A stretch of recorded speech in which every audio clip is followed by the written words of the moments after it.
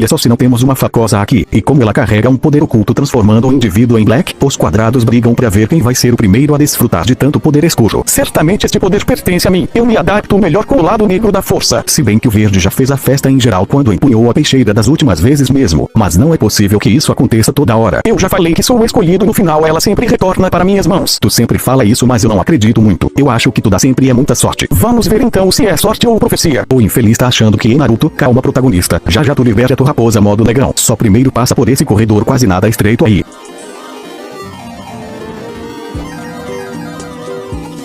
Eita que eu acho que pegaram tua faca lá protagonista. Ativaram a skin Black antes de ti. No final ela virá para mim e fica vendo. Tá bom então.